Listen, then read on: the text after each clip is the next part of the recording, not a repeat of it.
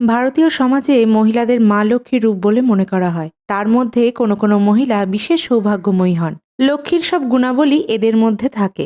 জেনে নেওয়া যাক কোন কোন মাসের জাতক মহিলারা মা লক্ষ্মীর রূপ হন। নমস্কার দর্শক বন্ধুরা, হিন্দুইজম স্টাডিজে আবারও আপনাদেরকে অনেক অনেক স্বাগত। ভগবানের আশীর্বাদে আশা করি আপনারা সকলেই খুবই ভালো আছেন। আমার এই চ্যানেলকে যেসব নতুন বন্ধুরা এখনো সাবস্ক্রাইব করেননি তারা অবশ্যই সাবস্ক্রাইব করে রাখবেন এবং পাশের বেল আইকনটাকে অবশ্যই হিট করে রাখবেন।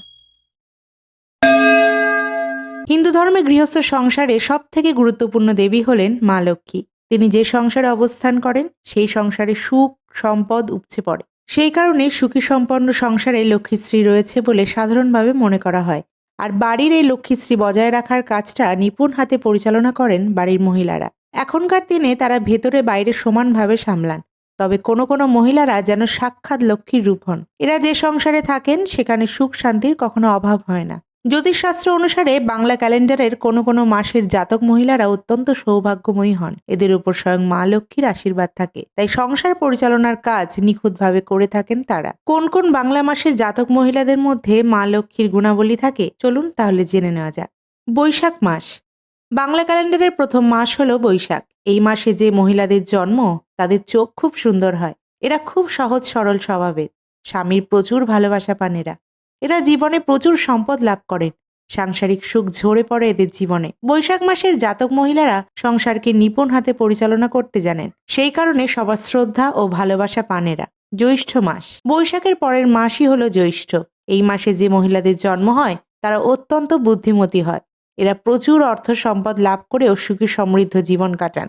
এই মহিলাদের জন্য কোনো সমস্যাই যেন সমস্যা নয়, সব সমস্যার সমাধান থাকে এদের কাছে। এরা উচ্চশিক্ষিত ও পজিটিভ চিন্তাভাবনা রাখেন। এদের কথাবার্তার মধ্যে মিষ্টতা থাকে। শ্রাবণ মাস। হিন্দু ধর্মে শ্রাবণ হলো পবিত্র মাস। মহাদেবের প্রিয় এই মাসে যে মহিলাদের জন্ম হয় তারা ধর্মীয় কাজে আগ্রহী হন। এরা দয়ালু, মানসিকভাবে শক্তিশালী ও স্মার্ট।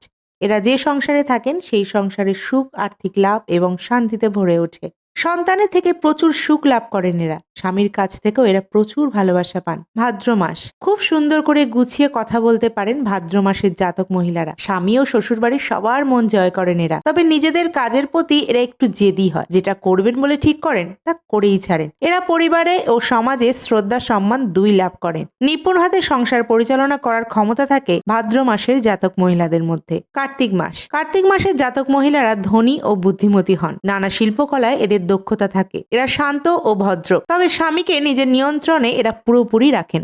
এরা মিথ্যে কথা বলা একেবারেই পছন্দ করেন না। অর্থ সঞ্চয় করেন ও অতিরিক্ত খরচ করা একেবারেই পছন্দ করেন না কার্তিক মাসের জাতক মহিলারা। পৌষ মাস।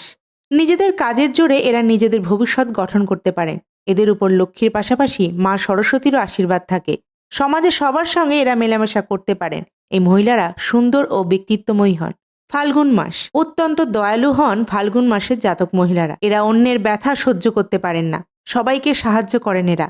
লেখাপড়ার প্রতি ঝোঁক থাকে ফাল্গুন মাসের জাতক মহিলাদের মধ্যে।